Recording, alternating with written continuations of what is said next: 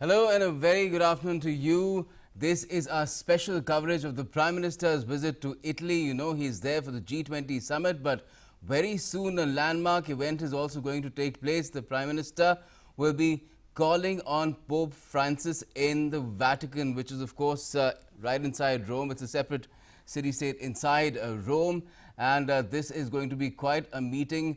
Interestingly being watched not just at home but across the globe as well, because the Pope is the head of state of the Vatican, and Prime Minister Modi is the head of government. He was traveling to Rome to be part of the G20 Summit, and this meeting has then also materialized, almost something that was quite necessary, that he should call on the Pope while he's there, and that meeting will be happening very soon. It's about half an hour long. That's what we've been told it's going to be, and a lot of issues will be taken up, because it is of extreme interest to a lot of people in India as well, a lot of Catholics in India, and the Pope is the head of the Roman Catholic Church, so it is going to be watched very keenly in different parts of the country, because there are Christians very well distributed from practically all parts of the country, from the south to the northeast, and a lot of them in the middle as well. So of extreme importance to this community, apart from of course relations between the Vatican and India as well. The Pope is a very keen person, watches global events very keenly, has opinion on them as well. So it will be interesting to see what kind of an exchange takes place between Prime Minister Modi as well as Pope Francis. We do know that the Pope has travelled earlier before the pandemic struck to different parts of the world, but he's not made it to India yet. So we'll have to see if an invitation is extended by Prime Minister Modi to the Pope as well. You can see images of the Prime Minister's arrival there in the forecourt. He is meeting Pope Francis very soon. Right now, of course, the basic round of introductions, he's being received there by a lineup of eminent persons, people part of the Vatican setup, all the introductions being done there, and very soon that one-on-one meeting, perhaps there will be some members of delegation as well on both sides. They'll be there meeting together. Well, you can see the Prime Minister is being led inside.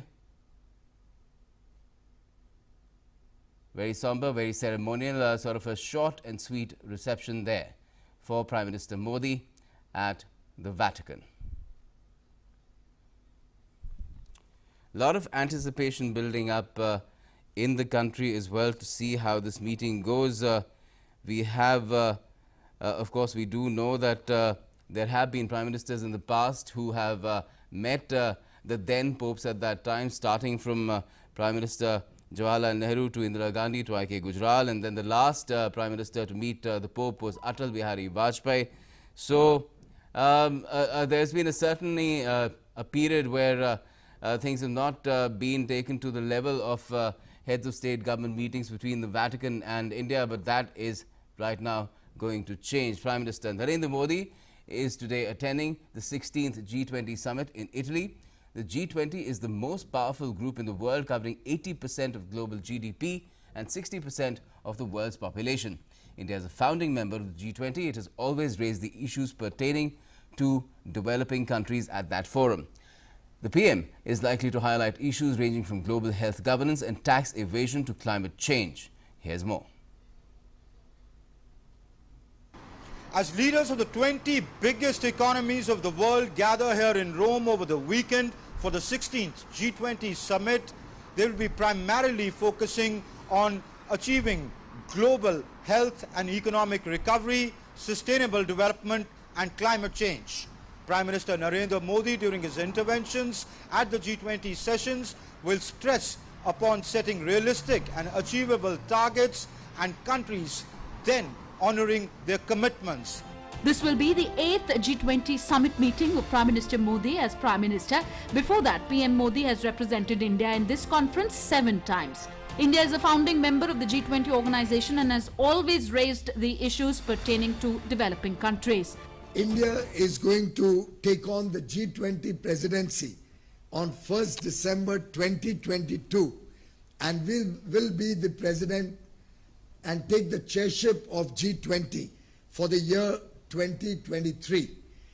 We will enter the Troika on 1st December 2021 and will play a leadership role on the issues and concerns of the developing countries and emerging market economies in the G20 forum under the leadership and guidance of Prime Minister Shri Narendra Modi.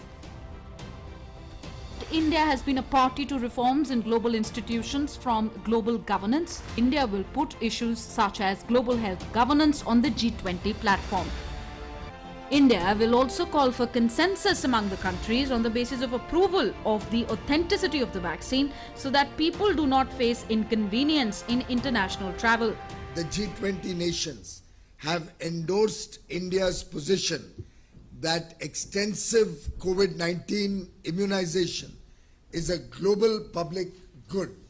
I'm also happy to share with you that we got tremendous support from the G20 nations for our suggestion on mutual recognition of travel documents, including testing and vaccine certificates.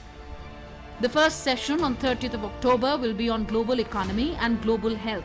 On 31st of October, the second session will be on all the important issues of climate change and environment, while the third and the last session, also on 31st, will deal with sustainable development. Prime Minister Narendra Modi during his interventions could also appeal to the developed world to reduce their divergences with the developing world and look at climate financing and put in a model for achieving transfer of technology and climate financing, especially to the developing and the least developed countries. On climate change and environment, India has spoken very strongly on the need for critical enablers for galvanizing global climate action, which includes commensurate long-term concessional climate finance, access to affordable and sustainable technology, and commitment to adopt sustainable lifestyles and responsible and consumption patterns which are suited to eliminating waste. This year's theme, People, Planet and Prosperity, primarily means health recovery as far as people goes, prosperity, economic recovery, and planet, climate change. Amritpal Singh, DD India, Italy. Well, Prime Minister Narendra Modi is meeting Pope Francis at the Vatican. It's a very significant meeting, a meeting which has been long overdue. You can see those images again of the Prime Minister alighting from his vehicle and then having a short introductory meet when he was received there. He will also be meeting, apart from Pope Francis, Secretary of State of the Vatican, His Eminence Cardinal Pietro Parolin. So these are first, there will be perhaps a one-on-one meeting. That's what Foreign Secretary Harsh Shringla had said when he had briefed the media. And then delegation-level talks are likely to take place as well. The tradition is not to normally have some sort of an agenda for the meeting with the Pope. And customarily, world leaders who do travel to Rome for any international event, such as the one that is happening at the same time, G20 that is, they do call on the Pope, but one will have to wait and see what emerges from this particular one-on-one and then delegation-level talks with Pope Francis and with Prime Minister Modi to see what sort of issues are taken up and how India and Vatican ties are taken forward. Well, earlier on Friday, Prime Ministers Narendra Modi and Italian Prime Minister Mario Draghi met in Rome. The two leaders held extensive talks on diversifying India-Italy ties. Prime Minister Modi and PM Draghi reviewed the 2020-25 action plan of bilateral partnership and reiterated the commitment to further expanding trade and investment linkages. They also resolved to cooperate for accelerating clean energy transition to fight climate change.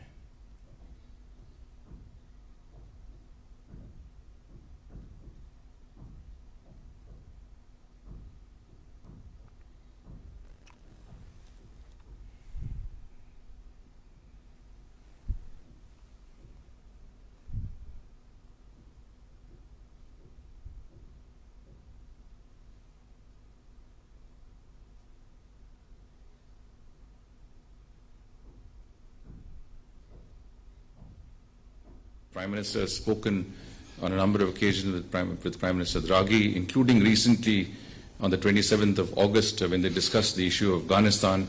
And as you know, Prime Minister Draghi invited him to participate in the International Summit on Afghanistan, which the Prime Minister did. There was some conversation on that issue as well.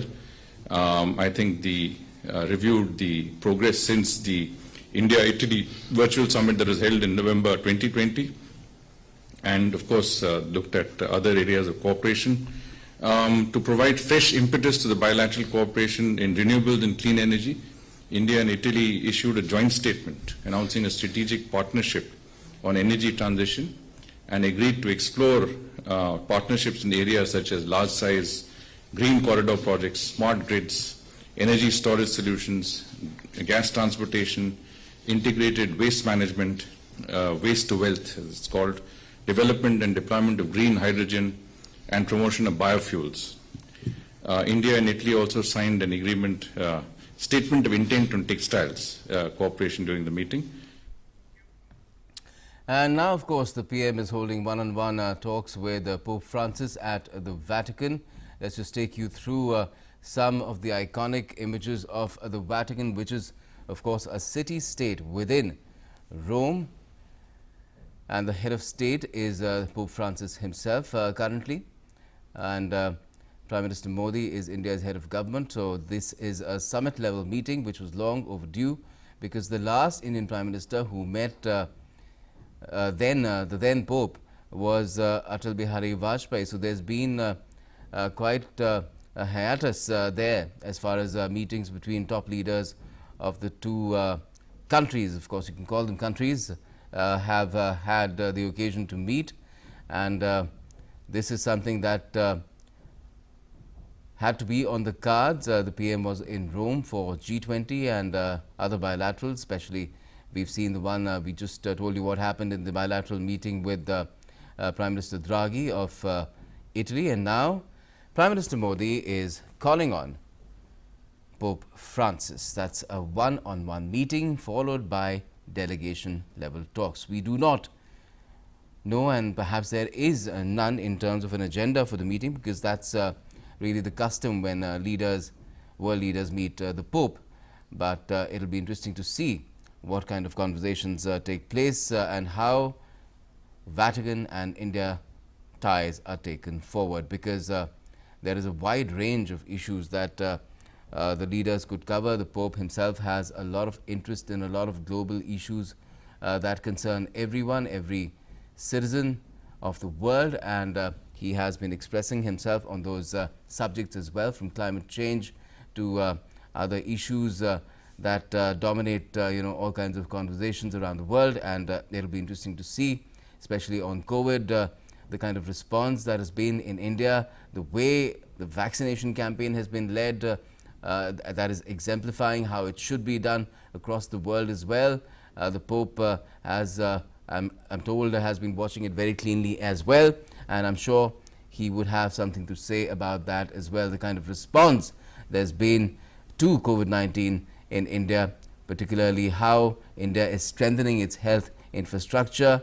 That would be of immense interest to the Pope as well, because there is a lot that the Catholic Church can do where vaccinations are concerned, because we do know that the pace of vaccination has been picking up very strongly in India. We've crossed 1 billion doses, but there are still a lot more people that are left to be fully vaccinated, and that remains a concern. So we have to see what kind of a conversation about that takes place between Prime Minister and the Pope, and how the Vatican and India could cooperate on taking that forward. Of course, India has said that it will resume export of vaccines as well. Vaccine certificate recognition is another issue perhaps that could be taken up, although that is something that is a wider concern for all of the G20 to consider as well. And I'm sure India is making a lot of progress on that front as well. The Prime Minister has already met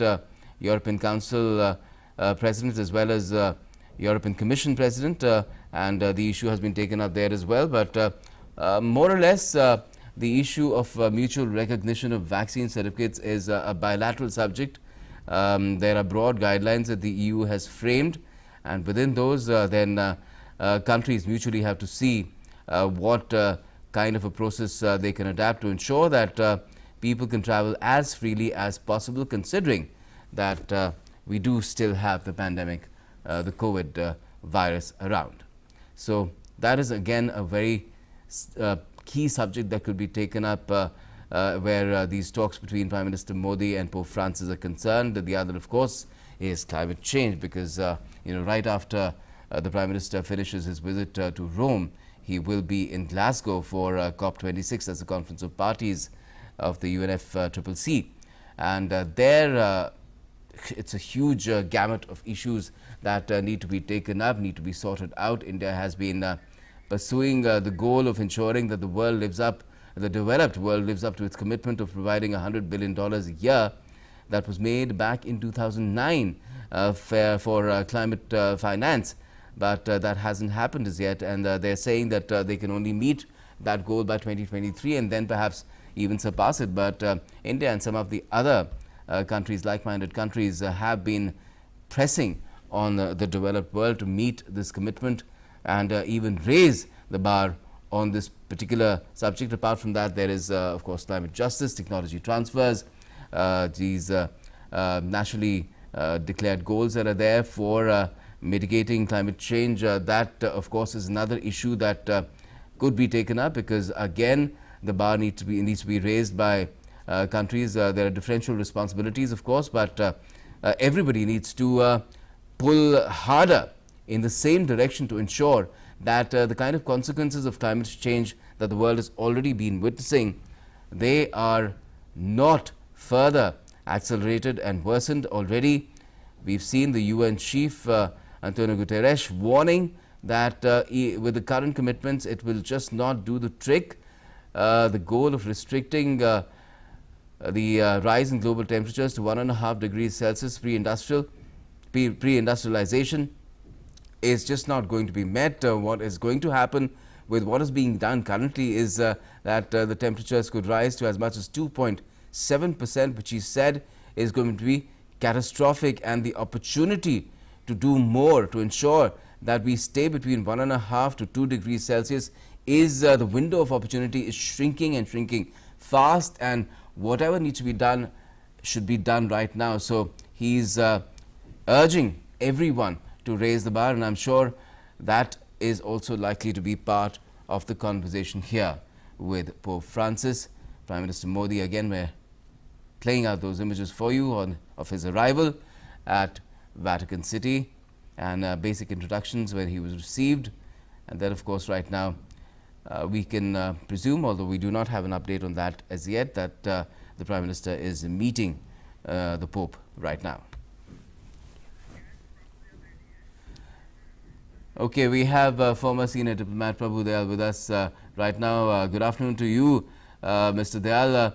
Just tell us, the significance of this meeting, and what kind of issues do you think could be taken up between Prime Minister and the Pope, because these are two world leaders and an Indian Prime Minister, and the Pope, the head of state of the Vatican, and the Catholic Church haven't really met for a long time. Well, Gautam, thanks for having me on your show. You know, the Pope, as you said, is a world leader of great significance. But then so is our Prime Minister. And when two globally important leaders meet, they can talk about anything under the sun.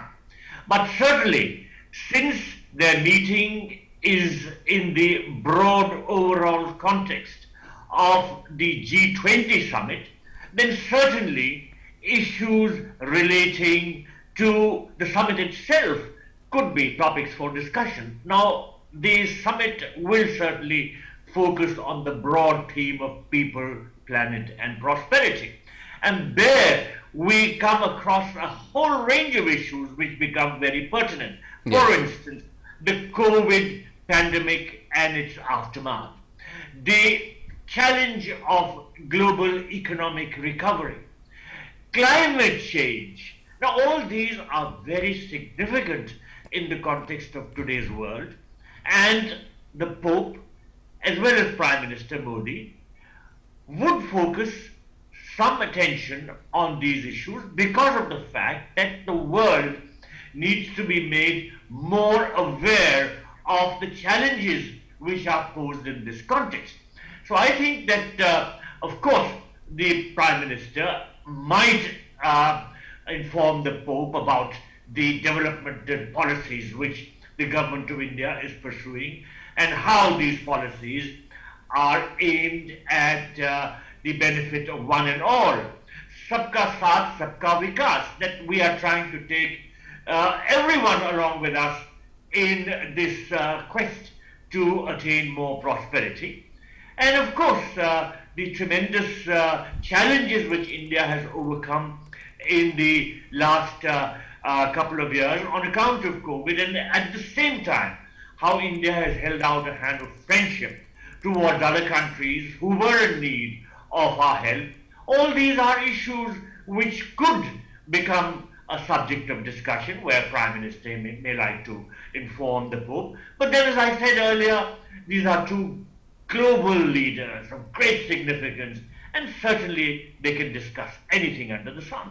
Certainly. Just tell us in terms of the past, what sort of a relationship have the Vatican and India enjoyed? How have ties been, especially ever since the world has been facing different crises at different junctures, starting from the economic crisis in 2008 and then building up to what is happening now, the COVID crisis, and there's an economic crisis as well and a humanitarian crisis in different parts of the world. So Gautam, are you asking me to speak about India's relationship with the Vatican? Yes, please.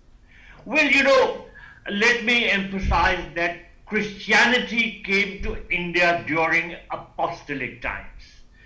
It was St. Thomas who brought Christianity to India first.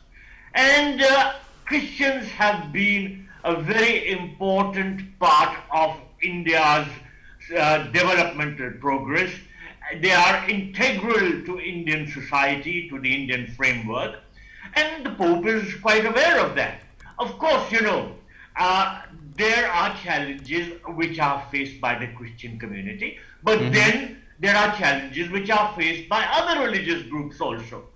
So the important thing is that India has all along tried to take all religious groupings together. Since our independence, we have not differentiated between one religious group and another. And I think the Pope is quite aware of that, because the relationship which the Vatican has had with India since independence has been extremely positive. And as you know, India has an ambassador accredited to the Vatican.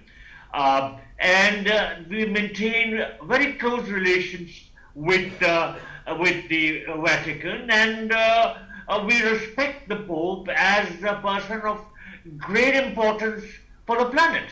And therefore, all I can say to whatever I have already said is that the relationship between the Vatican and India is emphasized as being extremely important by both sides. Right.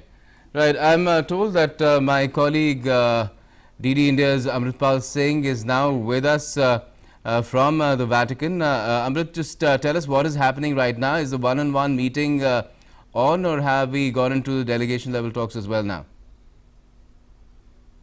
Well, the one-on-one meeting is currently on. The Prime Minister has already gone inside a little while back. He arrived at the political meeting for a one-on-one meeting, which will be followed by delegation level talks. Essentially, the Pope is the head of the Catholic Church, but he's also the sovereign of Vatican City, and the two sides will be discussing the entire range of issues between that affect not just India, but in the local scenario, ranging from climate change to how to bring peace and stability in the world. As you know, many times courts where peace has given Prime Minister Modi would be sharing India's perspective on how India wishes to overcome the COVID pandemic, how India sees the situation of bringing stability to the world, and the philosophy that India has always followed of universal brotherhood. So these are some areas where the ideas of the Vatican and India coincide, and there will be discussion on that when this is time. It's basically the entire range of issues that will come up in the meeting. Yes, certainly. Amrit, we can't hear you all that well. We'll try and reconnect. Just bear with us for a while. We'll try and get back in touch with you. Thanks for the moment. So, from what I understood, Amrit said, Ambassador Dayal, that the meeting, the one-on-one meeting with the Pope, that the Prime Minister is on, and then of course we'll have delegation level talks. Now, just tell us, in terms of tradition, what I've read is that normally there is no agenda, and a lot of wide range of issues could be taken up. We've already talked about how the issues related to, of course, the Christian community in India. Then there are the wider issues that are concerning the G20 as well. Then there's COP26 too, and other world issues that would concern both leaders. Well, as I said earlier, anything under the sun can be discussed when two such globally important personalities meet, such as the Pope and our Prime Minister. So naturally there cannot be an agenda for such talks. As I emphasized earlier, the relationship between the Vatican and India has always been very close, and the Vatican is interested in India's development and in the evolution of Indian society since the time of our independence.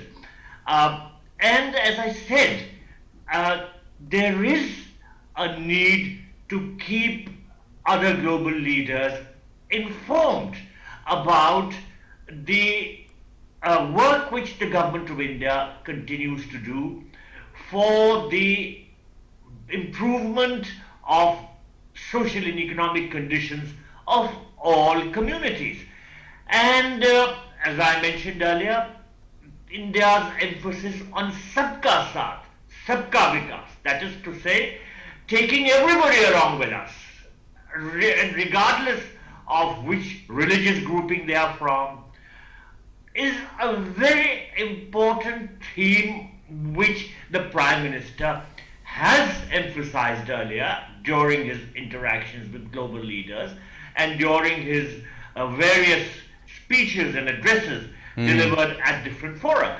So I think that the Prime Minister may consider it advisable to keep the Pope also informed, because of the fact that the steps which India has been taken to overcome recent challenges and the manner in which India has combated the difficulties which have come in the wake of the corona crisis in the last 2 years, these do need to be highlighted, particularly because of the fact that sometimes the international media doesn't throw proper light on what a government like the government of India is doing. Very often the reportage in the international media, unfortunately, is quite negative. So it is necessary to keep international opinion makers and leaders informed about the correct situation. So that is why I think that the Prime Minister, during his talks, will certainly try to put across whatever he thinks is appropriate regarding the challenges which India has faced and the developmental process which is underway in our country, which is all-inclusive and which doesn't discriminate between different religious groupings. Definitely. And another issue or subject that has been keenly watched, in terms of what emerges from this meeting is whether the PM will be extending an invitation to the Pope to visit India, because the last papal visit was by Pope John Paul II back in 1999. So that is something also which is long overdue, and we'll have to wait and see what happens on that front as well, and it will be very, very keenly watched here at home as well as in different parts of the world. Yes, indeed. You know, the Pope has been traveling to various countries. He is considered the people's Pope. He has a great outreach towards people from all strata of society. And India has a very sizable Christian population. So I think it would certainly be very much on the cards for the Pope to visit India, and I for one wouldn't be surprised. I wouldn't be surprised if our Prime Minister extends an invitation to His Holiness the Pope, and we do hope that a papal visit is going to be on the cards in the very near future. The Vatican has been taking a considerable amount of interest in the developmental work in India. You know, the Vatican assists in the various areas like education, for instance. There are a very large number of Catholic educational institutions in India. So it is not that the Pope will have to start from the beginning. Yeah. There is a considerable body of work which is already underway.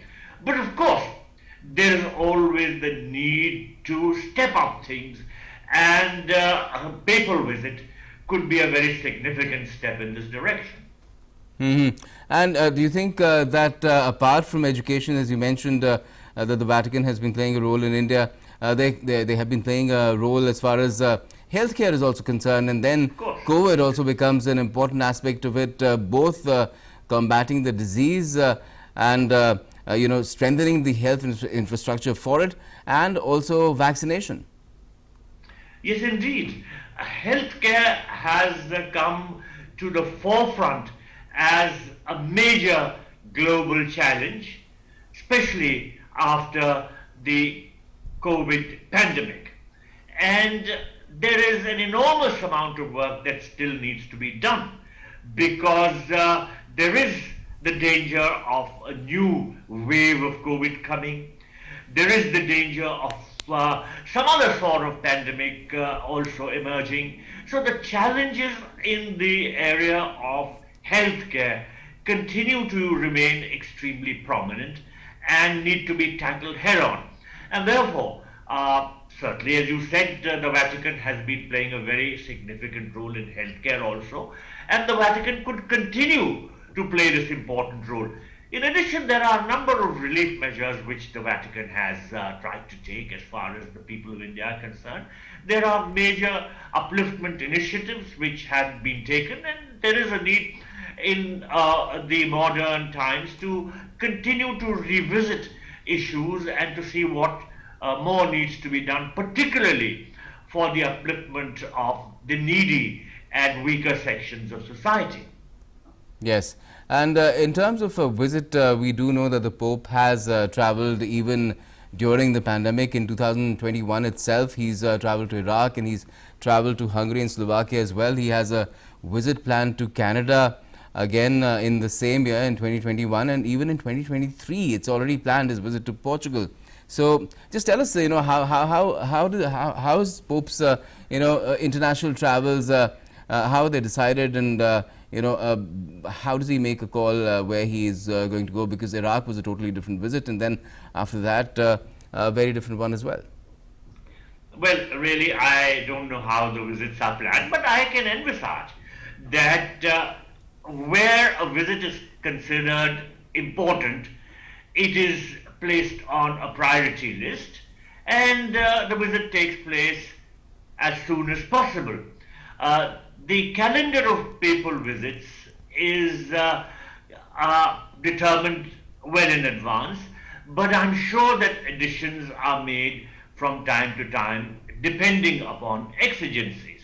Now, a visit to India would certainly rank as an important visit because of the fact that the Vatican has been so closely involved with India, and therefore I would expect that, and I would hope that if the Prime Minister extends a an invitation to the Pope, then the visit will take place in the foreseeable future, because as I said earlier, there are challenges which India needs to overcome and which the Vatican is quite keen on assisting, and therefore if the two can work together, it's a win-win situation.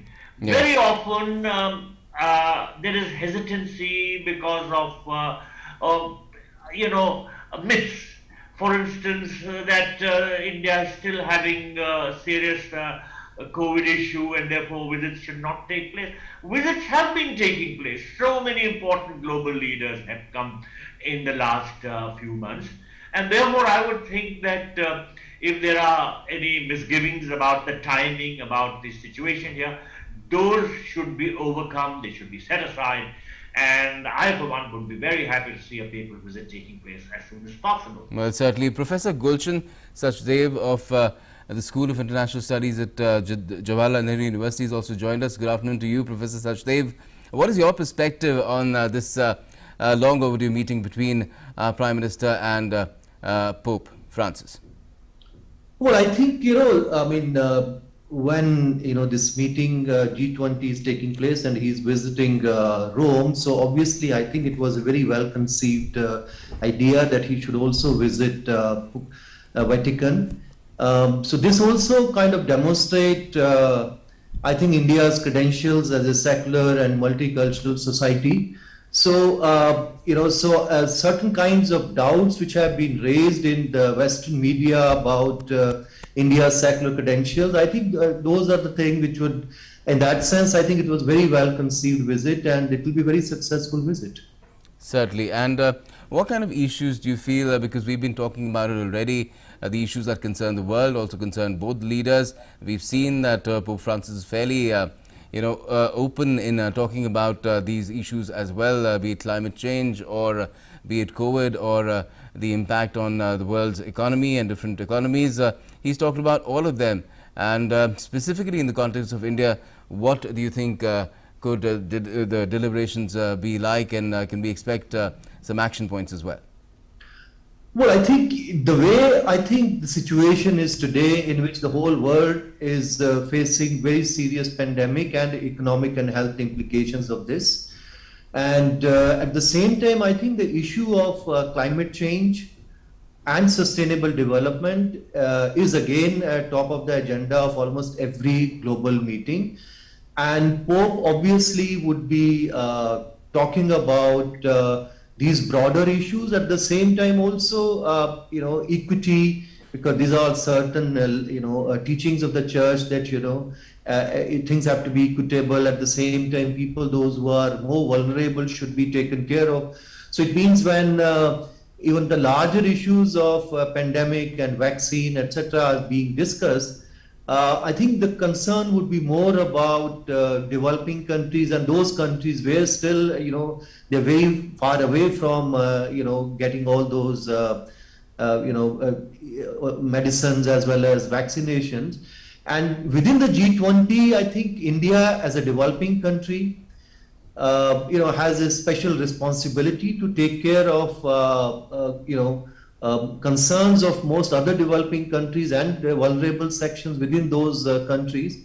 If you look at, say, for example, within G20 itself, you have about 80% GDP of the globe. At the same time, only about 60% population. It means, this is still a relatively, group of countries which are relatively well off. Of course, within that, we have very countries which are highly industrialized, very, prosperous countries. At the same time, also emerging countries like India and China and other and countries from Latin America. But still, I think India has also been raising concerns of other developing countries, particularly for the last 10 years. So India will continue to champion, I think, that cause, and India also has a special responsibility because from December onward, India would be part of Troika, and then in 2023, India would also be, would be the chairing G20 and summit here in Delhi or any other city in India. So obviously, I think those are the concerns which I think they'll find so many common grounds to talk about. Certainly. And in terms of the way the ties have been between the Vatican and India, how do you assess them, and do you think they have been on an upsurge, as well as in which direction they could be further pursued and enhanced? Well, I think, one thing is very clear, that when these kind of high-level meetings take place, certainly at the end of the day, you will have some deliverable coming out of this. Now, what exactly that would be, we will, see when things happen. One could be that maybe there could be some visit from, by Papal to India, or anything else, or certain concerns which they have been raised by, certain communities, particularly in the Western countries, Western media. So I think it's a very, I would say, very well thought out visit by a Prime Minister, and the kind of concerns and the common grounds they will find, we'll find some good deliverables at the end of the day. Certainly. And which different issues could do you think figure there? Are you asking me? Yes. Oh, well, issues, we have already mentioned. One is, of course, issues of the immediate concern. Yeah, immediate concerns. I think one major issue we know that this is about climate change, which I think, everybody has been talking about this. At the same time, the world has also, for the last many years, been working about sustainable development goals. And then,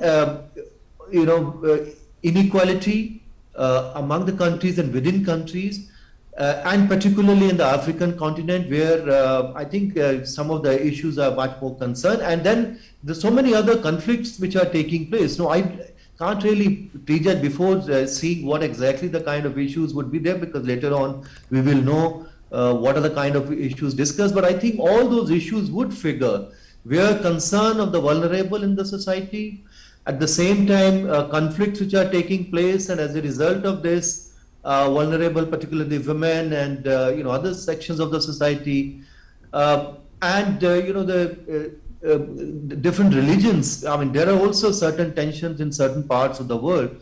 So some kind of these meetings, I think, are useful to discuss some of those issues. And of course, the major impact at the moment is with the global scene about from the the pandemic itself. So pandemic and related issues would also obviously would figure, I think, top on the agenda. Mm-hmm. And in terms of how the Indian side of this dynamics is, especially the lot of Catholic Christians here in India, they would be watching this very keenly as well, Ambassador Dayal. So in terms of what they might be expecting, could you throw some light on that as well? Well, I think the Indian Catholic community would be very happy that a meeting between the Prime Minister and His Holiness the Pope is taking place, because they are keenly following India's relationship with the Vatican, because it affects them very directly, and a closer relationship certainly works in their favor. So I think that the Indian Catholic community would be very excited about the meeting taking place. And I have a number of Catholic friends, and I hope to get their feedback in due course about how they view the outcome of this visit. But I think that the entire scenario is very positive, because, as I said earlier, when a meeting between two such globally important leaders takes place, then it's a win-win situation for everyone. I would also like to just mention briefly that the Prime Minister is very forward-looking in his approach. Yes. And I think he has been emphasizing the need to chart out a proper roadmap for the future. And this roadmap certainly emphasizes the need for economic recovery. The Prime Minister has been at pains to point out that the easing of travel restrictions would certainly be a very important step in bringing about economic prosperity, and it would spur economic growth, because with these restrictions, Yes. growth is impeded. So I would think that issues like this one, easing of travel restrictions and making it more easy for people from different countries. Yes, mutual travel or work recognition in of business vaccination would be important. certificates. Yes, and I think a proper roadmap for the future is what the Prime Minister would have in mind, not only during the G20 summit, but also during his interactions with other global leaders, including, of course, His Holiness the Pope. And Professor Sachdev, in terms of taking this forward, do you feel that there is something that can be worked out, that the Prime Minister and the Pope could perhaps throw some light on how things could be worked out between India and the Vatican itself in the first place, and then perhaps things could be widened further? Well, I have really very little understanding of what is happening between Vatican and India, because I thought we are going to discuss more about G20. But I'm sure this is an area, when this meeting is taking place, and certain issues would be discussed, these kind of high-level meetings, and some roadmap would be prepared. Well, certainly the G20 is going to be dwelling on that extensively, is what we understand, because a lot of what the G20 does in terms of ensuring that the world bounces back from the kind of crisis it has seen because of COVID-19 and other reasons. Right now, of course, we have tremendous challenges where oil prices are concerned as well. That's just to name one. Humanitarian crisis in Afghanistan. There are issues that need to be addressed in the Indo-Pacific as well. So all these perhaps could have a reflection on this particular meeting that the Prime Minister having with the Pope as well, Professor Sachdev? Well, when we're talking about G20, the main agenda, if you look at for all the meetings, has been about global economic governance. And at the same time, and they did play a very important role for 2008 crisis, and then later on in the, particularly the sovereign debt crisis in Europe. And since then, they were trying to work out a system in which those kind of crises, those kind of issues, they do not occur in the global economy again. But anything which is affecting global economy is a major concern of G20 countries. And since this is also a fact that this is a grouping, even the establishment of G20 itself was a recognition that the global economic issues cannot be solved only by a developed industrialized country. So you have a larger grouping now, and country like India also has always concerned that the institutions of global governance do not really reflect the real fundamental realities of today's world. So in that sense, this is much larger kind of grouping in which India's membership also a very important part of this.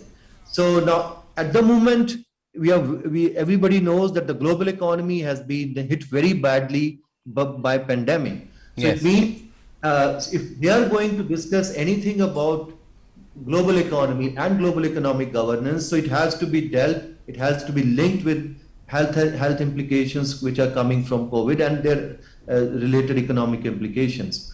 So those are the key issues. Now, what at the same time we also know that hopefully from 2022 onward, there would be robust economic recovery in the global economy. I mean, Right. India would be one of the fastest growing economies. We had a very bad year, 2020, for most of the economies in the world. Yes. And then 2021 is relatively, the recovery has already started taking place, but the base is relatively small. From 2022 onwards, hopefully there will be robust recovery. And once you have robust recovery, and then since the issues of sustainable development and climate change are also top of the agenda of almost all major countries of the world, including India. So it means when recovery is going to take place, then one has to also deal with those issues simultaneously, because they are also very much linked. Because if many of the countries, particularly in Europe and other parts of the world, if they were able to fulfill the targets earlier of what was agreed at different summits on climate change, including Paris Agreement. Now, since the economic growth was relatively low in the last few years in most countries, so it was relatively easy for many countries to kind of fulfill those targets. But when you have a relatively better economic growth expected from 23 onwards, then I think the issue will become these two issues of sustainable development, climate change, and economic recovery, post-pandemic recovery. I think they're very much linked. So the issue of green growth is really going to be the key. And I think all those meetings which are taking place, whether these are main meetings within G20 or those bilateral meetings, trilateral meetings, or even meeting with the Prime Minister when he's meeting, including with the Pope. And I think some of those issues, and these are the broad, I think, fundamentals, the issues on which I think major discussions are going to take place. Then the serious issues are also conflicts are taking place in different parts of the world. And you mentioned about Afghanistan. And not just only Afghanistan, there are also geopolitical tensions. You mentioned about Indo-Pacific. So there is a serious tension which is taking place. Now, these are the, and particularly for India, Indo-Pacific is an important area because this is one area where India can play or likely to play a very important role. So all those linked issues, and there has also been, we have seen that in the last 2-3 years, there has also been trade tensions, particularly between the United States and China and with many other countries. So when the global whole system has been in transition and most of the multilateral institutions, including WTO, WHO, they have been relatively weak. Now in that kind of scenario, what kind of growth? And another thing, these are the issues, whether these are pandemic related issues or the issues which are further recovery and green growth issues. Now, I think all these countries have really recognized, I think particularly G20 countries, which are the main industrialized countries, they have recognized that unless you work together, of course, there are certain geopolitical tensions on certain, between certain countries. At the same time, these are the issues, whether the post-pandemic recovery and particularly sustainable development goals, which we had targets by 2030, but because of serious disruption, economic disruption, some of those targets may not be able to meet by that time. But that, of course, will depend. There still be many years away if there is a robust recovery from 22 onwards. So maybe some of those targets could be met again. So, but these are the issues cannot be resolved by a single country. So everything has to be worked together, even if you have geopolitical tensions, among major players. But some of these issues, particularly the climate change, are issues where I think everybody have recognized they have to work together. At the same time, India also has a larger responsibility within G20 to take care of some of the issues of other developing countries. Certainly, India also certainly. has to and we've always done that. India has always done that, and now in fact India will have a larger responsibility because India would be chairing after 1 or 2 years. Definitely. So you can shape the agenda because every country would like to shape the agenda the way your own priorities are. So instead of some of those priorities would continue to be there. At the same time, you also give a certain direction. Yes. And I think India would have a very important role to play in the next 1 or 2 years. Yes. Within the country. Ambassador Dayal, if you talk about what Professor Sachdev mentioned about global economic governance, we know that the Pope has had a strong voice on inclusive global economy. He has a vision on that, and he has condemned the economy of exclusion and inequality that he's been very, very forthright about. So, do you think that this is something that would form part of the talks between Prime Minister Modi and Pope Francis extensively, and there could be some kind of a statement that the leaders could make separately or even jointly, perhaps? Well, yes, this could be an issue which could come up for discussion.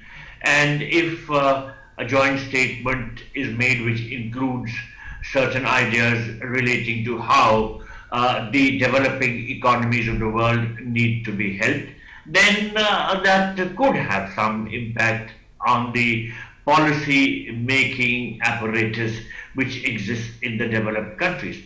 But let me mention that our Prime Minister himself has been emphasizing the need for developed countries to share their technology with the developing countries, because if climate change has to be arrested, and the developing countries are to be able to meet the challenges in this regard, then certainly they need better technology.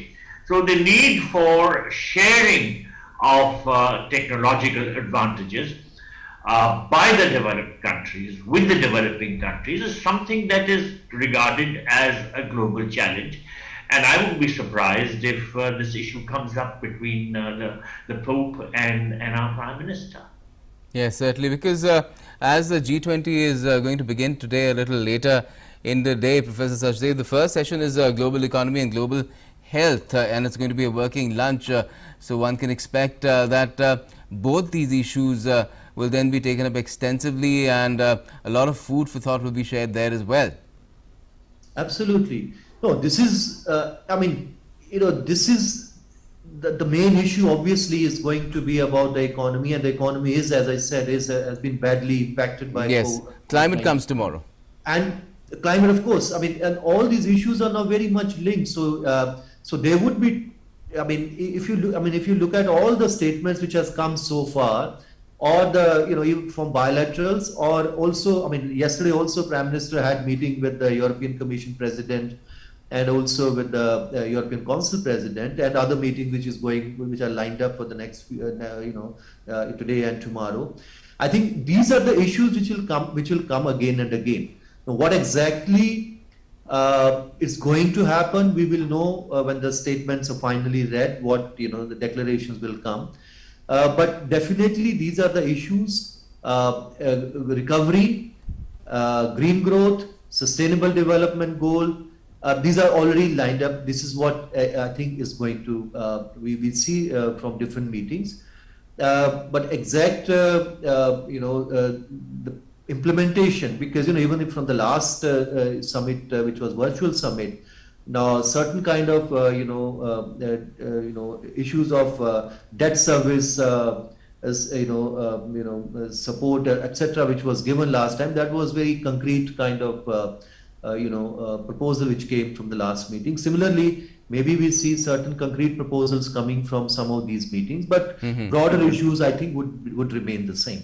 Yeah. And the issues related to critical technologies and global supply chains, even critical materials like rare earth metals, or for that matter components like microchips, that again will be a focus, Ambassador, there?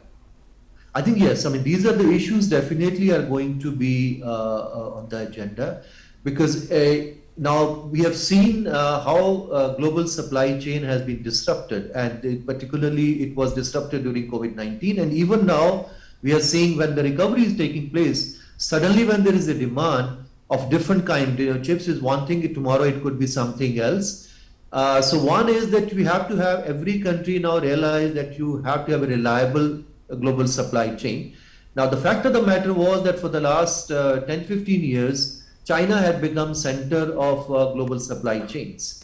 So long as there was no geopolitical issue about this, most countries were quite happy working with this. But now in the last 2-3 years, what has really happened is every country is becoming more concerned about, quite, significantly, depending on one global supply chain. So that's so now everybody is talking about diversifying those supply chains, at the same time becoming more, kind of establishing more dependent, global supply chains. So this is a major kind of a transformation which one can see in the coming years, and many G20 countries, including India, there is also a good opportunity for many others to actually offer their own areas, where in fact India could actually become also part of those global supply chain. So what exactly is needed in different policy areas, that of course governments are working on those issues. So supply chains and technology, of course, this is one area, because now we also know that most countries in the West, and particularly in Europe, they are also investing hugely, particularly the green technologies, because the green technology, one of course is a major issue in Europe and in other Western countries, and seriously I think they are working on this. But it's not just only about climate change as an issue, but they have also realized that in the future economic growth of Right. is going to take place on the basis of green technologies, because the kind of processes, the kind of transformation which is taking place. If you look at country like Germany, the whole Energiewende program, which is a total transformation of the way urbanization will take place, the way the agriculture is going to take place, all the processes within the industry are going to take place. They are moving away from nuclear, and they also have now ambitious program by also move away from coal. So all these kind of larger transformations which are taking place, and they are developing a lot of technologies, and they are also investing, most of the Western countries and also to some extent China investing in some of those technologies, and India is also following very closely some of these areas. Yes. So now, so this is one, is climate change is also a major challenge in that sense, because yes, I mean, every country has to work together, but this also provides a huge opportunity for new kind of industries and new technologies to develop in any country, which would really be able to invest into those areas. And this is what most of the Western countries will still like, to be leaders in those green technologies. So the challenge again for developing countries and emerging markets is that when the new technologies are going to come, so it again should not become a dominance of certain Western countries itself, only in those countries. So other major economies also have to play important role. Otherwise, the inequality issues will continue, and then again we'll have to dependent even on those green technologies on certain Western countries. And even we have seen even during the vaccines. I mean, yes, I mean India has been able to produce. But still, I think the issues of intellectual property rights, still most of the Western industrialized countries have not been able to, I mean, they have not been very helpful in that sense that, otherwise we could have seen perhaps much easier production of those vaccines. Yes. They have their own concerns about intellectual property, but these are the issues, with the green growth. I think those kind of technologies are good, because these technologies are also being produced. Yes. I think the Foreign Secretary was asked specifically about whether India is going to raise the issue of the TRIPS waiver, but I don't think he answered that question at that time. But Ambassador Dayal, if I could ask you about, again, global economic governance, could you tell us what kind of influence has G20 had on that so far? One big outcome, of course, was the minimum tax rate, so that enterprises can't shift their headquarters to lower tax jurisdictions. That is something that was a huge outcome of what India pursued at the G20. And right now, of course, a lot is being talked about how there's this debate that's been happening in the world for some time between protectionism and openness. And there are different arguments on both sides for that. So which way do you think is the G20 going to lean now? Well, first of all, the G20 comprises the 20 biggest economies in the world, 19 countries plus the European Union. Correct. So therefore, its impact on the global economic scene is quite considerable. The policies which the G20 countries frame certainly impact the global situation in a variety of ways. Now, you referred to certain specific issues. First of all, the global minimum tax. Now, this, if you recall, came out of the G7 summit earlier in London, which was held in June. And there was a lot of concern which was expressed on account of the fact that companies are trying to locate their operations in countries which have lower tax rates, or rather they are trying to base themselves in tax havens, and thus they have been avoiding the payment of taxes. So this idea was mooted that the corporate sector should have a minimum of 15% as corporate tax, and that this should be levied regardless of where a corporate entity is set up. That is to say, even if it is in a tax haven, it should still pay 15% to the country from where it actually originates. So there has been some groundwork which has been prepared for this issue to be discussed and for decisions to be made at the G20 summit, because already the G20 foreign ministers have deliberated extensively in this regard. The second issue which you touched upon was protectionism or otherwise. Now, we have been calling on other countries to lift protectionist barriers. And these barriers are both tariff and non-tariff. For instance, the restrictions on travel also constitute a sort of a barrier. And how can you revive the global economy if you don't even allow businessmen and people involved with business institutions to travel freely? At the same time, when it comes to lifting tariffs on imported goods completely, developing countries can't do it because their own economies would stand to be very adversely affected. Yes. And therefore, we have to take a very balanced view of the problem. How much of protectionism is good for the global economy, and the steps which need to be taken for openness while at the same time ensuring protection to the developing countries. For instance, there is this mechanism called the trigger mechanism, the automatic trigger mechanism. In other words, when the imports of a certain commodity increase a threshold limit, then the automatic trigger mechanism comes into play, and the tariff concessions which are being given cease to be given, and the tariffs of another nature are imposed. This is just one example. So the G20 summit will have to take some view on steps which could be taken on the issue of protectionism as against openness.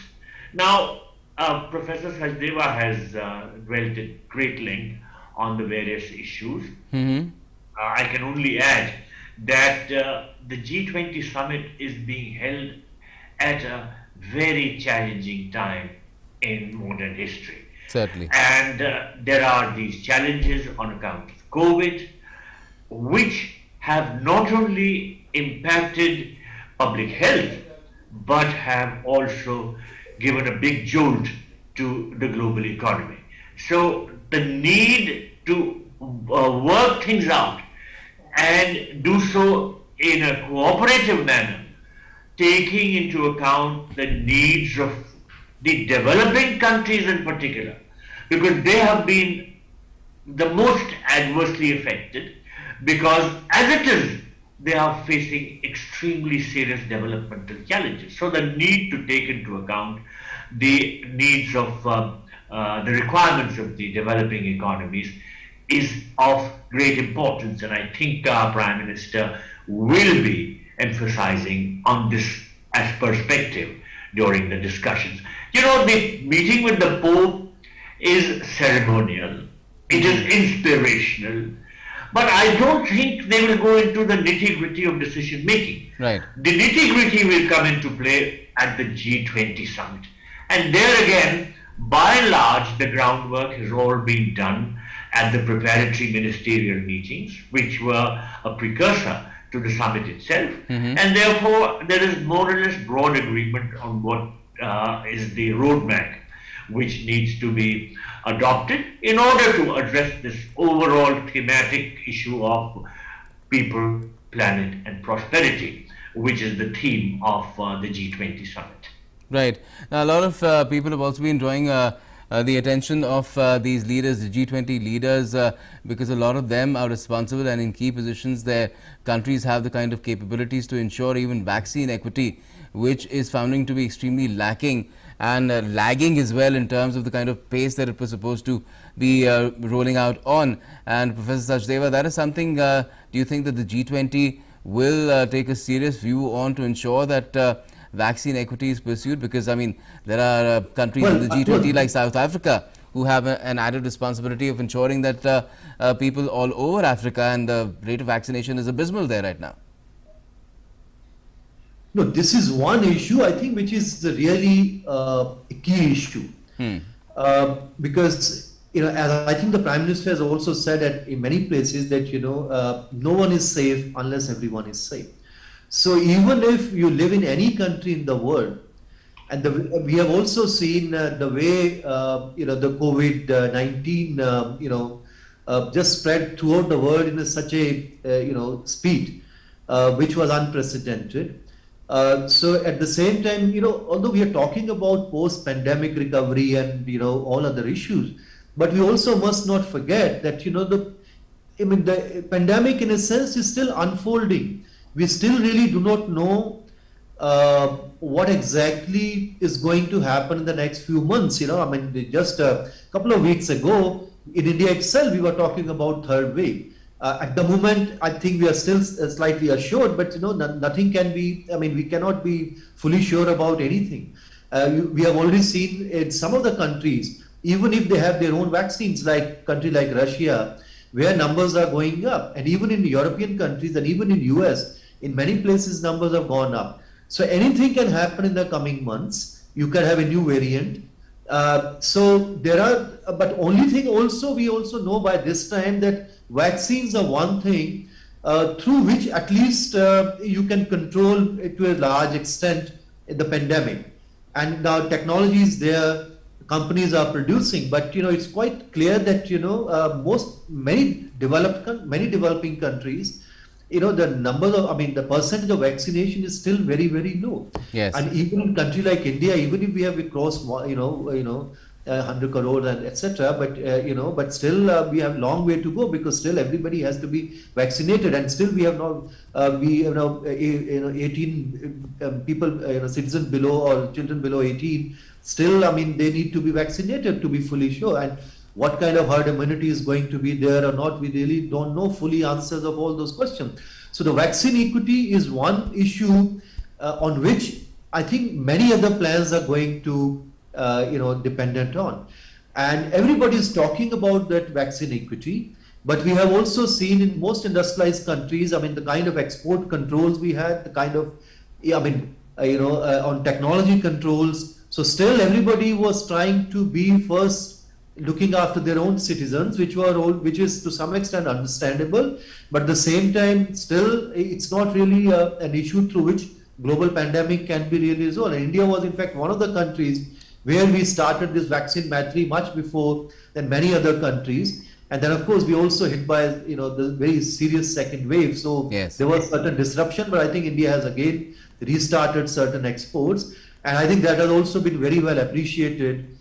Even in yesterday meeting, when Prime Minister had with the European leaders, I think they also appreciated that India has again started exporting to some other countries. So vaccine equity is going to be, I think, very important issue. Okay. But how it is going to be resolved, still there are, still we have no fully answers of those questions. Now, how they are going to resolve this issue through G20, I'm not very sure, because ultimately the numbers are limited, and still most of the countries are still vaccinating their own citizens. The global system is still not been very successful, and India was also going to be one of the contributors to that. Yes. So it's going to take some time, but at least now, the broad, I think the design is there. How vaccine can be delivered to developing countries in the coming months and years. But still, I think it's going to take at least 1 or 2 more years till we have those kind of vaccinations available to each and every citizen of the world. And that issue will have to be dealt by the global leadership at every level. And unfortunately, some of those institutions, global institutions, have not been very, very successful in it, because ultimately those global institutions can only function effectively if the member states help them in that sense, finances as well as also technology and other issues. So this is one, I think this is one of the key issues about which global economic recovery is really very, very much dependent, and this issue definitely is going to be there. We'll see if they come out with any roadmap how they are going to deal with this issue, and I think this is not a very simple issue, because ultimately still every country is dealing Pandemic is still not over, and no country, I think, has been fully vaccinated yet, even very smaller countries. So the issue is still very, very complicated. Yes, certainly. Ambassador Dayal, in terms of how the G20 has evolved, it was born out of an economic crisis, and then, of course, more things have been added to its agenda, and it perhaps will see further expansion this time around. Can you foresee some thing there as well, especially institutionally? Perhaps if something is done on vaccines, that would really help, won't it? Yes, certainly. The G20 focuses on the challenges of the times, and the need for vaccine availability all around the globe has been engaging the attention of world leaders, and certainly at the G20 summit this issue could come up for discussion. Now, as far as some of the developing countries in Africa are concerned, they have been able to vaccinate just a very small percentage of their total population, which indicates a rather precarious situation, because the pandemic is such that by its very nature it can invade all over again. You know, the need for taking everybody along is very, very important, and unfortunately vaccine development and distribution has not been able to keep pace with this, and global leaders, including our Prime Minister, are aware of the need to address this problem. For instance, at the last Quad Summit that was held, this issue figured, and at the very first Quad Summit, which was held in March, the beginnings had been made for developing an overall policy towards vaccine production in India, and to be assisted financially by the United States and Japan, and the distribution to be assisted by Australia. So there was a comprehensive strategy involving the manufacture and distribution to countries which were in need. That sort of a comprehensive approach also needs to be taken up by the G20 countries. And I do hope that some steps in this regard will begin to show up very soon.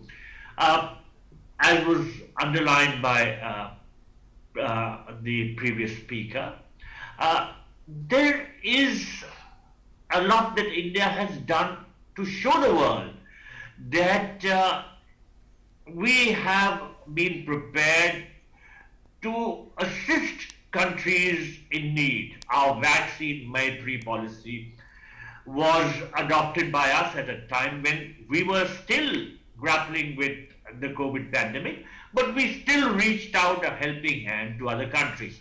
Of course, things got disrupted during the second wave of the pandemic, but once again, we have... Okay, we're seeing live images just a short while ago. In fact, these images were taken again. The Prime Minister at the Vatican, the one-on-one meeting and the bilateral level meeting between the Pope and the Prime Minister concluded. So we've seen the meeting last for quite a long time. We don't exactly know how long did it last.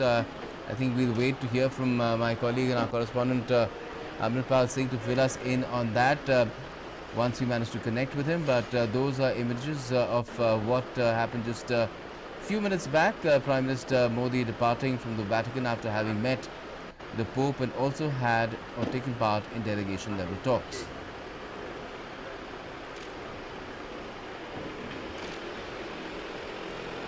So that was Prime Minister Modi leaving the Vatican, and I'm sure we'll hear very soon from the Ministry of External Affairs or perhaps from others as well as to what exactly transpired in that meeting. But this was also something that was bound to happen in a way when Prime Minister Modi is in Rome for the G20 Summit.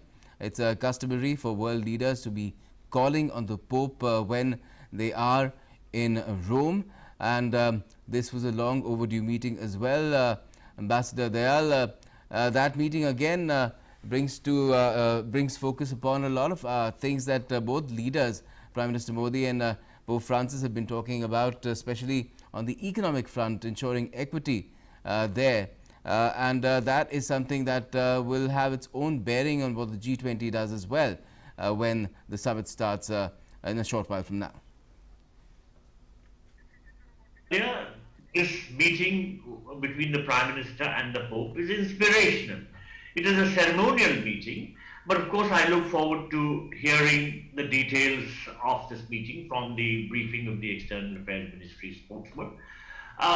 The decision making, as I mentioned earlier, is to be done by the G20, but certainly the message which a meeting between the Prime Minister and the Pope sends out to other leaders would be significant in itself.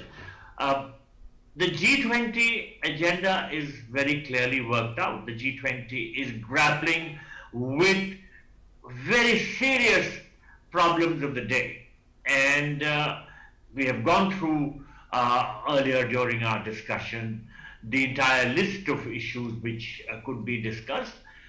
It remains to be seen whether there is agreement between the different leaders on important issues like, for instance, vaccine equity, on freer travel, on acceptance bilaterally of vaccines which are being used by each other. These are issues which we have been emphasizing on, because we do feel that there is not perhaps adequate attention being paid at the global level towards a speedy resolution of these difficulties, and that many countries are being a little too cautious and therefore are becoming impediments towards the economic recovery process which the world needs very badly in the post-COVID phase. Certainly, certainly.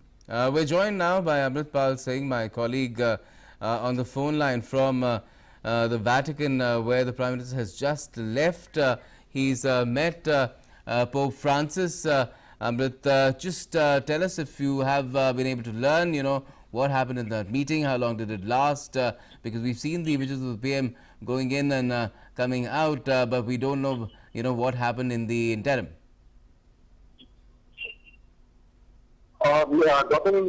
In fact, it's only the delegation Prime Minister allowed inside, so we will also get details on what exactly transpired in the meeting. But I can tell you that this meeting was lasted 10 minutes more than it was expected that it was scheduled. The Prime Minister first had a one-on-one with Pope Francis, where the issues affecting the world today, from the COVID pandemic, the need for a united global response to it, the need to have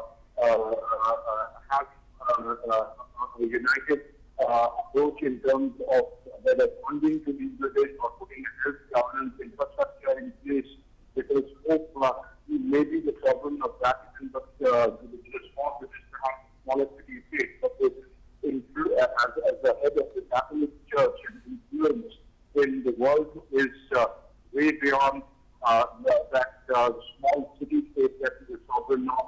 So, in the past, has expressed concerns about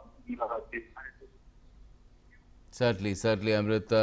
We'll connect with you again once proceedings start as far as the G20 Summit is concerned. A lot of action unfolding today, especially on the economic front, and then vaccines and climate change as well later on, perhaps. But Professor Sachdeva, in terms of what Amrit could tell us, the meeting with the Pope lasted more than 10 minutes longer than it was scheduled. So that really indicates that a lot was talked about, and perhaps these concerns that also are part of the G20's deliberations, from vaccines to economy to climate change, were a part of that conversation with the Pope as well.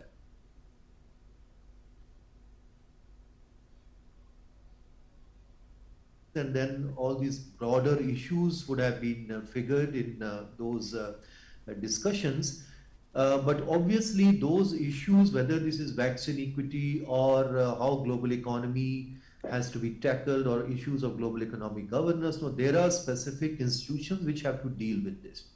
And G20 is again one of them, but there are many others. And G20 also is not going to substitute some of the work of other multilateral institutions, whether this is IMF or this is WHO or WTO, because though ultimately some of those issues will have to be dealt those specific global institutions. But importance of G20 is that here you have leaders of those 20 largest economies in the world, and they come together because together to shape the agenda for the next at least for next a couple of months and couple of years. And some of the issues are longer issues, some of the issues could be immediate issues, like if you had a crisis earlier, so you had to deal immediately, whether it was Asian crisis or in the European debt crisis, or now how the vaccine equity or global growth has to come back. So this is basically to have a kind of broad understanding among leaders, and then there are certain those institutions will have to work through those institutions, because G20 is not going to replace the working of those institutions. So in that sense, when Prime Minister would have met Pope, and I think all those issues would have come. Mm-hmm. Now, how those issues, whether this is particularly issues of vaccine equity, if this is occurring again and again in every meeting, it means the global leaders, whether they meet together in G20 or they meet bilaterally or trilaterally, otherwise. So it means they are concerned about those issues. So ultimately, if those leaders are concerned, I'm sure they will try to find certain ways. And we have seen earlier also that G20 has been successful in tackling those crises earlier. And even last year, as I said, earlier in the Saudi Arabia, when it's particularly for debt resettlement issues were tackled there, because this was a major concern for many developing countries. Similarly, if the issue of vaccine equity is figuring again and again, and if that also figured, say, between Prime Minister and Pope, and that would also, I'm sure, would happen many other meetings as well. Even yesterday, I said some Prime Minister, when he met, those issues were also there. So I'm sure in final declaration, we will find some kind of resolution or certain roadmap how to deal with this.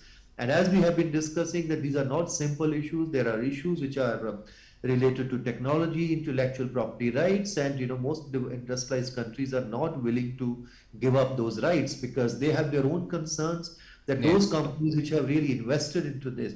Now, India has been, of course, with South Africa, has been arguing for this, that at least you can have a temporary suspension of those intellectual property rights till the time pandemic is there. And after that, of course, intellectual property rights would be, fully honored. But even that has not been found, full support from many of the industrialized countries. Of course, they have said that we are discussing... The European Union itself. Yeah, European Union particularly. I mean, although they also have a largest... development provider to the world. They also are major producers of the, many of those vaccines, and largest, technology companies are in Europe. But so they have their own concern that, if we give this, that, maybe the kind of investment which is taking place in some of those, not just vaccines, but otherwise in the pharmaceutical sector, that there will be certain setback. Companies may not go for that because if they feel that they'll not be able to have. So they have some concern, but this is what the meetings are about, because there are issues, and there are, every country has its own interest, and within those countries there are lobbies, those will try to protect their own interests, but we have to find a solution because this is a global problem. Yes. And everybody has recognized you can only come out from the pandemic if there is a vaccine is available and it's it's available to each and every citizen of the world. And in principle, I think everybody has recognized this. But only thing is that how do we really implement it while keeping your own interest kind of intact? So this is, I think still, if this issue is important, they will find some way during their, further deliberations. Certainly, let's hope so. And Amrit Pal Singh is with us again from Rome. Amrit, you were telling us about the details of what really transpired in that meeting that the Prime Minister had with Pope Francis. Gautam, I was telling you that we are yet to be briefed on what really transpired, what exactly transpired, but one broadly knows the areas that the Prime Minister brought up with His Holiness Pope Francis. The issue of COVID pandemic that's affecting the world was brought up in a prominent manner by the Prime Minister during his a little over half an hour meeting with the Pope. During that, the need for vaccinating the entire world, especially the poorer countries or the least developed countries where equitable distribution has not taken place. The Prime Minister brought up that India has played its role of taking on global responsibility, which was of course stepped down a little after the second wave hit, because India has a huge population of its own to vaccinate. One understands that the Pope commended India on its brilliant efforts in achieving the milestone 1 billion vaccines or doses of vaccines to people in such a short span of time. So the two, both Pope Francis and Prime Minister agreed, I'm told, that there is a dire need, and the entire dire need to vaccinate, especially those people who cannot, who do not have access to vaccines, countries who are not producing, who are less developed or do not have the kind of stocks required to vaccinate their populations. Yes, Amrit, just for your benefit and for the benefit of our viewers, I want to mention that we're taking live images right now of leaders being welcomed at the start of the G20 Summit. We've seen Prime Minister Draghi there welcoming different leaders coming in, and there will be perhaps a family photo as well. So we'll see the summit getting underway very soon, won't we?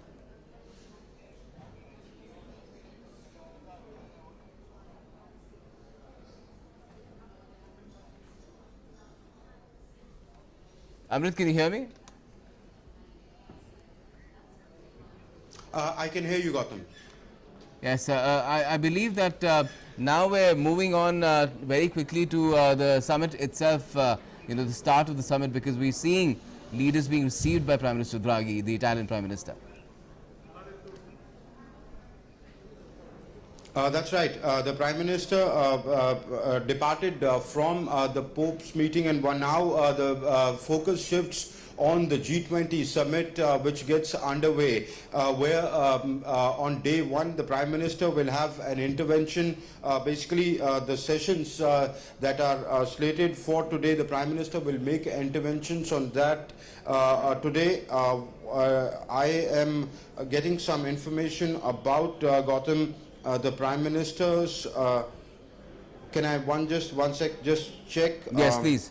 This go ahead. And okay, in a little while, I'm told the first session of the G20, the global economy and global health session, will begin in some time, where the Prime Minister is expected to make an intervention.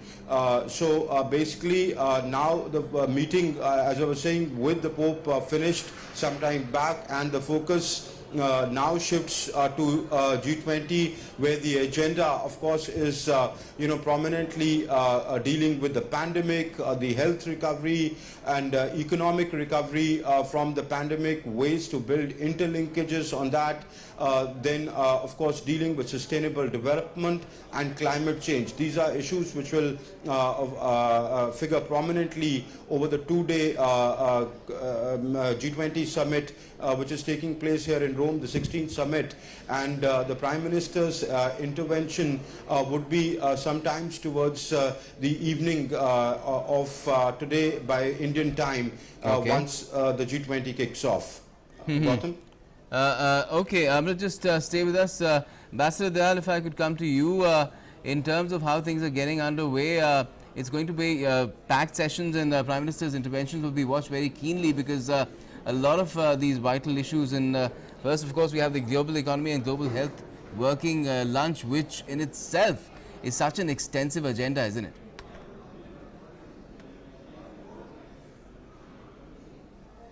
Ambassador Dayal?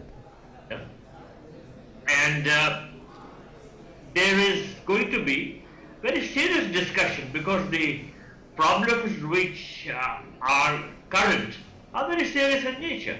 And of course the Prime Minister has been addressing these issues at different fora, including of course at the United Nations itself. And he will once again have an opportunity to make his point and to be heard by countries, not just their leaders, but their entire decision-making apparatus.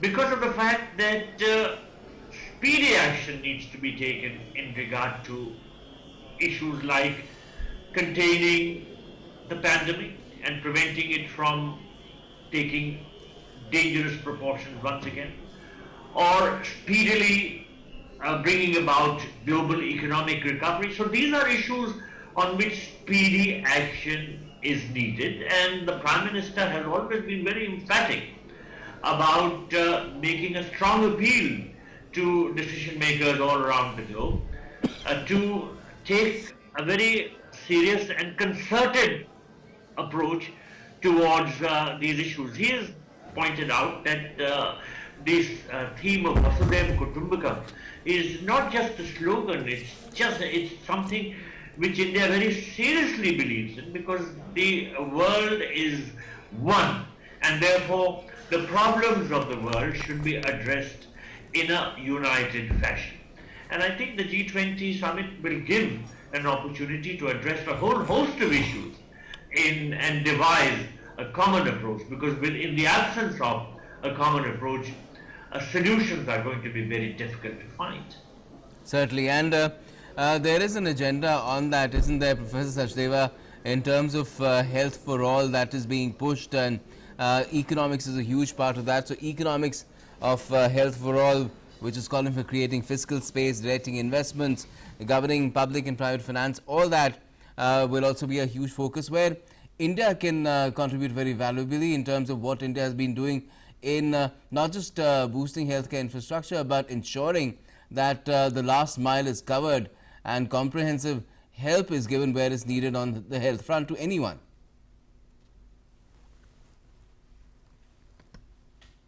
Emerging even from the meeting with the Pope, and then later on, from the main G20, different meetings. India, obviously, India has shown that India is in the right place to really play a very important role in global economic governance. Now, the issue of vaccine equity, which is, as we were discussing, at the top of the agenda, and first vaccinating its own population. I mean, achieving 1 billion milestone is not a small thing. So if India was not able to produce this 1 billion, then this 1 billion would have come from somewhere else. And it was not, and we know that it's not easy at all, getting these vaccines.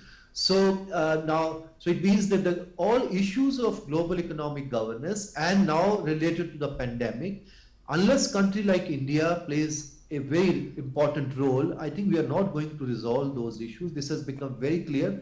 And I think every leader, including Pope, has recognized this. And this is going to be recognized again, I think, in other meetings as well. Secondly, now, if you look at even post-pandemic recovery, if we can still talk about post-pandemic, the earlier goals which were set either for climate change at the, or in fact the larger goals of sustainable development goal, under which almost everything is covered. Now, unless there is a robust sustainable growth within India, you cannot really achieve this. Because even if you look at earlier, between 2000 and 2015, when you have Millennium Development Goals, a significant part of that was achieved during that time because there was a very important growth happening that time, both in China and in India. And because of these two larger economies, they were able to, bring a very large number of their populations out of poverty, because those Millennium Development Goals were, more about specific goals about poverty, health, etc. So these two countries, and China and India play a very important role there. Now, China has moved slightly ahead there, but many of those sustainable development goals will never be able to achieve if there is no sustainable growth here. And the same also applies to climate change. And India has also shown its capacities. And it's not just only about large economy that, India, we always boast that, we also have the world's pharmacy. And, this particular vaccine, pandemic has also shown that there is a capacity in India which can be realized not just only by India itself, but, it can really help other countries and particularly developing countries.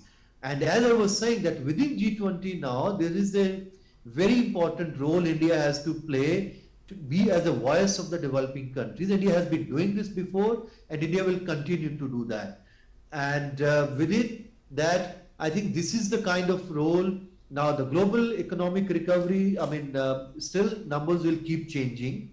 And now you also have, the Prime Minister Mario Draghi. Now, he's not just only a Prime Minister of Italy. He is also a very respected leader within Europe and globally, because he used to be, the president of the European Central Bank, and he was the one who actually tackled, the whole sovereign debt crisis in Europe. And when he was president of the European Central Bank, when he said that they are not going to allow euro to fail, whatever it may take. So once he also has very good understanding of how to tackle economic issues and particularly economic crises. He was very successful in tackling that. So now when the global economic recovery we are talking about, so we have very good leadership there in that sense within G20. And now in fact under the chairmanship of Italy and Mario Draghi, I think they also can play a very important role. And India can obviously showcase its own strengths at G20 meeting, and I think it has already been appreciated by everyone. The kind of capacity India has, and now going beyond. Earlier we were discussing about reliable supply chains. I think that's one area again. Yes. India also has to play a very important role in the coming years.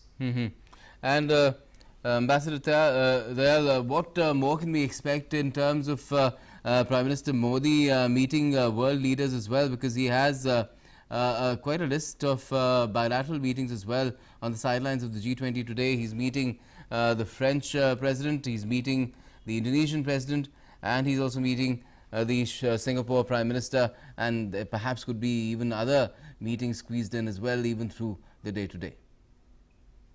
Well, there are a few things that I would like to underline.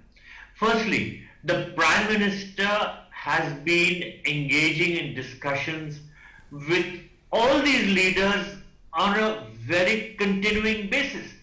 So it is not as if he would be initiating a dialogue, but he would be carrying on from where he left last time, because he has been very vigorous in the process of engagement with other global leaders. Secondly, we should not forget the fact that India will be hosting the G20 Summit in 2023. And therefore, as regards the future roadmap designing process of the G20, India is going to have some say in how issues are going to be decided and how the future issues of significance will be added to the G20's agenda. So the other countries which are going to be attending the summit will look at India with a great deal of interest, because the host for a meeting of this nature does play a very active role, and the G20 looks at issues in a futuristic manner. For instance, Italy has shaped the agenda of this year's G20 to a considerable extent, but Italy had been making it known what its preferences were, what its emphasis was. So similarly, India will be looked at with interest because of the fact that we will be hosting the G20 summit 2 years from now. At the same time, India has already made a very great impact on the global scene by its very important role in regard to issues like the pandemic, in regard to issues like trying to shape policies for overcoming the economic downturn on account of the pandemic. So India has already been playing a very active role, and the Prime Minister has been engaging in discussions with other leaders, either through just telephone or through video conferencing, if not through personal interaction too. So he will start from where he left off and will be able to guide across his point of view in the manner which suits India's interests. Right. And Professor Sachdev, in terms of giving a direction, we do know what India has been espousing even within the country, and can we expect that a lot of that will be extended to the G20 forum as well, the platform as well? Well, obviously, all the India's flagship projects, from Make in India to Digital India to all other programs, they are all very well linked with your foreign economic ties. And I think G20 has also been a very important platform for India, where I think you can really clearly see one display of India's economic might as an important economy of the world. At the same time, also display of, I think, the way we conduct our foreign policy. Because if I remember, this time, of course, some of the leaders are not participating in person, in Rome. But the last in-person meeting when we had in Osaka, I think India had more than 20, if I remember correctly, bilaterals or trilaterals. Mm-hmm. And in some of those trilateral, this time, as you have mentioned, he'll be meeting French President Macron and Indonesian President and Singapore Prime Minister, etc. But last time he also had, he met a lot of, he had a lot of bilateral meetings, but he also had trilateral meetings, with Japan and the US. And then on the other side, he also had trilateral meeting with Russia and China. So it means the way, a balanced kind of, I would say, foreign policy India conduct, that was also very much, that has also been very much at display during G20 meetings. And this is also going to be the case, I think, this time, because this is one platform where India feels that India's kind of role in the global economic governance has been recognized. At the same time, this is also the place where India can show its strengths. And during pandemic, like we were discussing, this is one area through vaccines. India has also shown that there are strengths here. Mm-hmm. And then in the coming years, the kind of challenges the world is going to face. Being a developing country, India still faces a lot of challenges, whether this is poverty, inequality, and all other issues. At the same time, there are also areas in which India can also produce a lot of technologies in the service sector and many other areas, and also India is strengthening its own manufacturing capacities. So, now, as a result of India's economic growth, because these are, as I think Ambassador has mentioned, this is not just only today we are discussing some of these issues with these leaders. These are ongoing process. India has been discussing these issues with them, for years actually, with different leaders, and Prime Minister has been very active in meeting at different forums, many of these leaders. So the kind of sustained economic growth over a long period, and particularly if you can see economic growth in the last 20-25 years of India, there could be ups and downs, but the long-term economic growth of India has given this kind of momentum to India. At the same time, that has also, it has its own strategic consequences. Because if you have for 25 years sustained growth close to 7% growth, that has its own, kind of strategic consequences. And India had, if you can see today, we have strategic partnerships to almost all important countries in the world. We have more than 35 strategic partnerships, and that also later on culminated many of those trade agreements. And now we are again going to start negotiations on trade agreement, one of the largest economy, particularly the European Union, and separately with the UK. So it means everybody is looking at the developments in India with a lot of hope that in the sense that India, one, can play a very important role in resolving some of the global issues. India could also be a very important market for their products. India could also be an important destination for investments. And also there could be a technology transfer which can take place from both sides. So, I mean, this is one way India is actually, G20 is providing that kind of platform, and India has been using it very, very carefully to showcase its strengths, both in the economy and also in the strategic areas. At the same time, also displaying the balanced kind of, balanced foreign policy approach at different forums, and that would be, I think, will be seen in different meetings we are going to witness now. Certainly.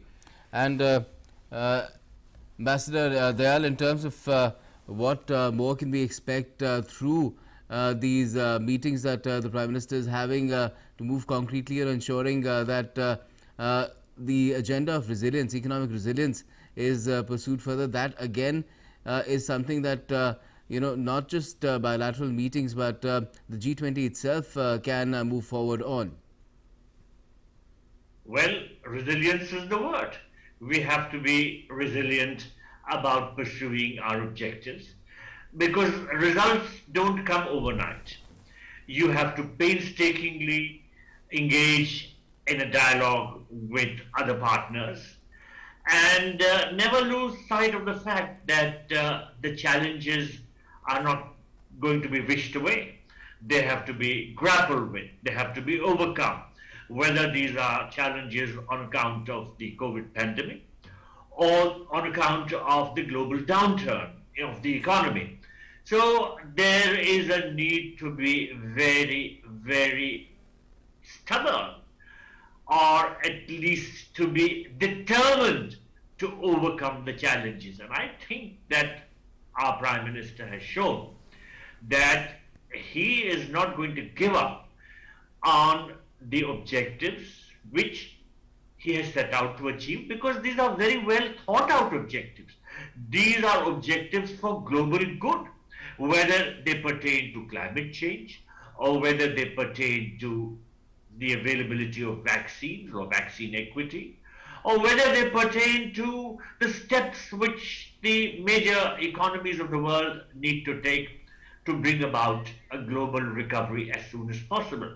So we have made it quite well known to our interlocutors that these are the objectives that we think the global community should try and achieve. And I think the Prime Minister will be discussing these both at the conclave of the G20 and also in his bilateral interactions, because, as I said earlier, sometimes the results are not very easy to achieve, but nonetheless, the determination to achieve them, if it is there, then the challenges can be overcome. And I think that's going to be a very important approach in the context of the G20 Summit.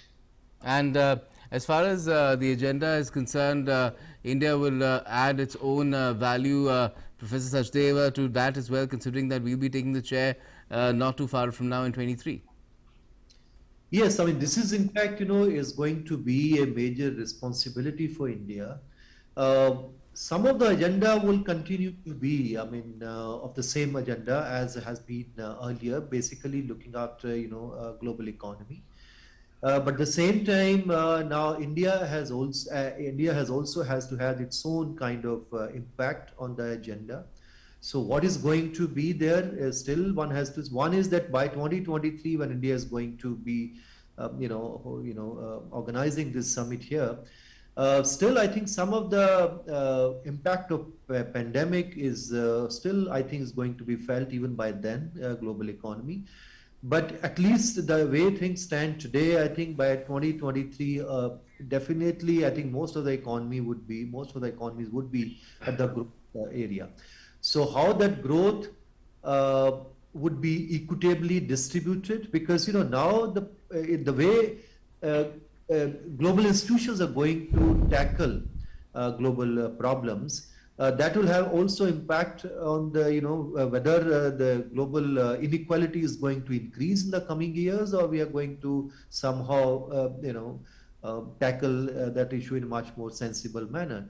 Because already there was problems earlier in the global economy of inequality, and of course inequality within countries itself. It's all kind of inequality. I think that's not going to be very sustainable.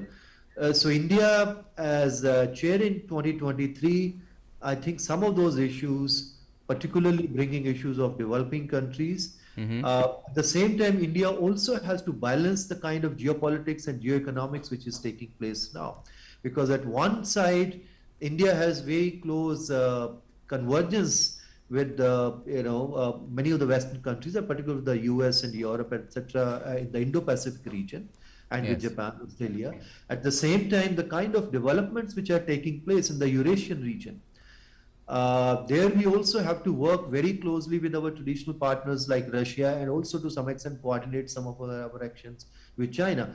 So how do we really balance, and all of them are actually members of G20, and India would be chairing here. So to balance these issues, at the same time also taking care of or championing the agenda of developing countries, bringing that at the top of the agenda of G20 by 2023. I think these are some of the issues India will have to work it out, and I'm sure we'll see. I think those are the issues will definitely be at the agenda.